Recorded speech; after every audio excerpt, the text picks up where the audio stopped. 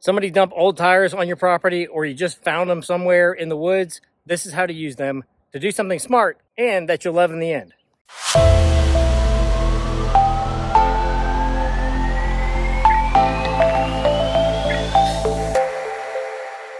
So I'm back with another recycle, do smart things with free money, and don't spend money where you don't have to.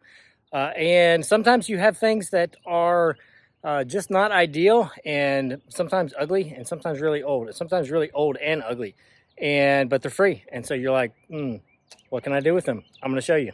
So on the edge of our property, there's a strip of woods, and I think about a third to half of the trees over the course of time have come down just from a storm.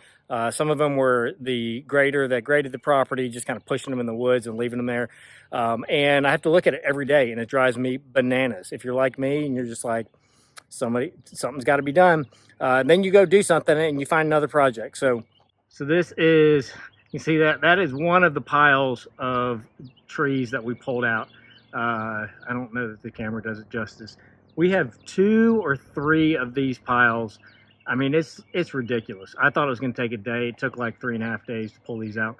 And in the process of doing that, we got these fantastic bunch of old tires that I was like, dang it, like to take these to the recycling center, like you have to pay to give them to them. And I don't know, like normal tires, I think are I think they're like $8 or something like that. So I think the bigger tires are maybe like 12. And so I'm like, I'm not going and spending, $20, $30, $40 to just not have to look at these. There's got to be something better, smarter I can do with it. And there totally is. You just need a drill bit and some sort of reciprocating saw. I used a Sawzall, and this is a metal blade. Don't use a wood blade. It will not work. You need a finer blade, like a metal blade. And I tried using a razor knife, and razor knife not so good. So this is the tire. Basically what I did was I cut the back side of this out. So I drill a hole right about here. You don't want to be up here. You don't want to be down here. This is where all the steel is, and on the back side here.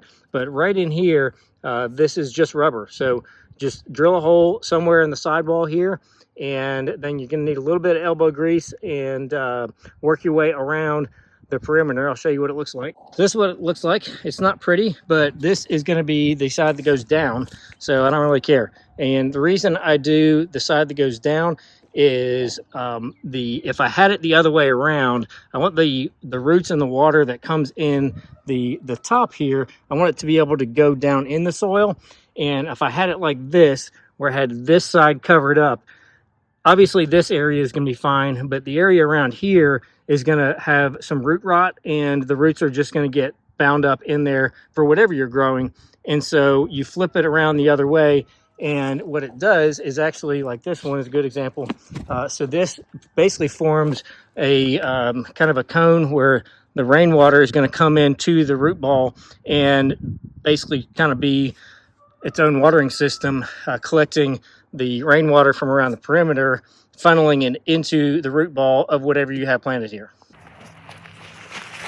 So basically this is all I'm doing here is you're filling this. You can see the cut side is down, and this side, which is all this is just gonna funnel water in to the root ball here.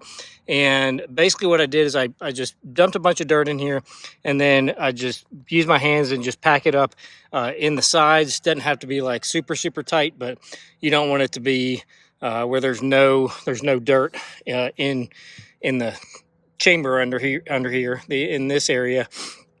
And then once I did that, I put more dirt in and then just kind of smoothed it out. And now I'm probably going to move my blueberry plants and put them in here so that they have their own area. If you have ever grown blueberry plants, a lot of times they like to kind of grow all around the place. And so this will help keep the root system contained for the blueberries, and still provide an easy area for them to grow, because they got a bunch of sunlight and they're inside the fence, so the deer won't get them. And this is the final product. Doesn't look like much. And this tire wasn't cooperating, so I put some cinder blocks on it to help get it compressed in place. But those are my 3 blueberry bushes, and they will do just fine here over the years.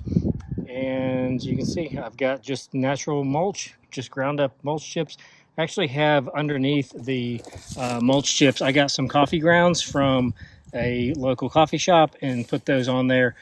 Those are good, obviously kind of organic fertilizer, but I've also found in general that a lot of insects aren't fans of coffee grounds.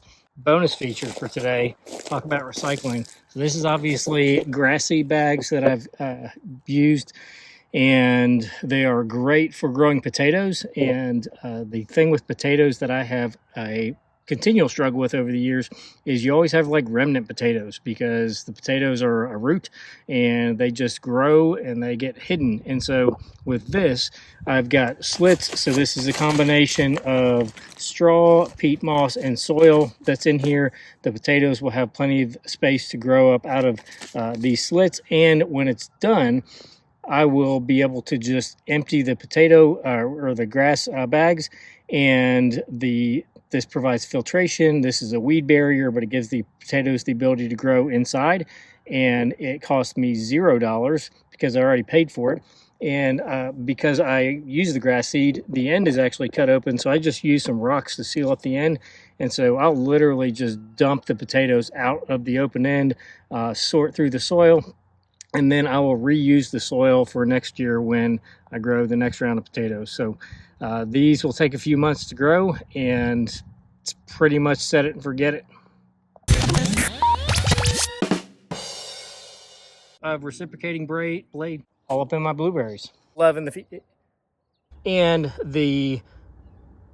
I like to use Ryobi, which is Japanese for disposable. You can probably hear my neighbor's roosters in the background. I don't think the roosters get fed. They don't stop.